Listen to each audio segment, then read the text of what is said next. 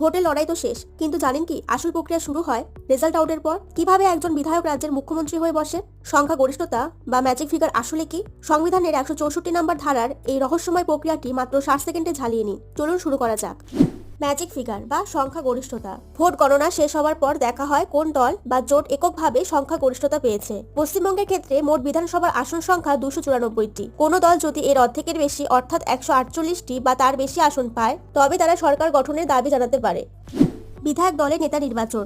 বিজয়ী দলের বা জোটের নবনির্বাচিত বিধায়করা একত্রে একটি সভা করেন। এই সভায় তাদের নিজেদের মধ্য থেকে একজনকে তাদের নেতা হিসাবে নির্বাচিত করে। এই নির্বাচিত নেতাই হন মুখ্যমন্ত্রী পদপ্রার্থী। রাজ্যপালের কাছে দাবি পেশ। নির্বাচিত নেতা তখন রাজভবনে গিয়ে রাজ্যপালের সঙ্গে দেখা করেন এবং সরকার গঠনের দাবি জানান। তিনি প্রমাণস্বরূপ তার দলের বিধায়কদের সমর্থনের চিঠি রাজ্যপালকে জমা দেন। নিয়োগ ও শপথ গ্রহণ। সংবিধানের 164 নম্বর ধারা অনুযায়ী রাজ্যপাল মুখ্যমন্ত্রীকে নিয়োগ করেন। এরপর একটি আনুষ্ঠানিক অনুষ্ঠানের মাধ্যমে রাজ্যপাল মুখ্যমন্ত্রীকে পদ ও গোপনীয়তার শপথ বাক্য পাঠ করান। মন্ত্রিসভা গঠন। মুখ্যমন্ত্রীর পরামর্শ অনুযায়ী রাজ্যপাল অন্যান্য মন্ত্রীদের নিয়োগ করেন। এরপর মুখ্যমন্ত্রী বিভিন্ন মন্ত্রীদের মধ্যে দপ্তর দায়িত্ব যেমন শিক্ষা, স্বাস্থ্য, অর্থ বন্টন করে দেন। বিশেষ পরিস্থিতি। ঝুলন্ত বিধানসভা।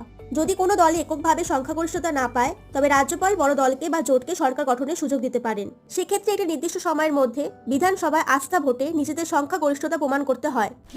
মুখ্যমন্ত্রী নির্বাচনের এই তথ্যগুলি কি আপনার আগে জানা ছিল? আপনার মতামত কমেন্টে জানান। ভিডিওটি ভালো লাগলে লাইক করুন এবং এমন আরো ইনফরমেটিভ ভিডিওর জন্য আমাদের চ্যানেলটিকে সাবস্ক্রাইব করুন। দেখা হচ্ছে পরবর্তী ভিডিওতে। ধন্যবাদ।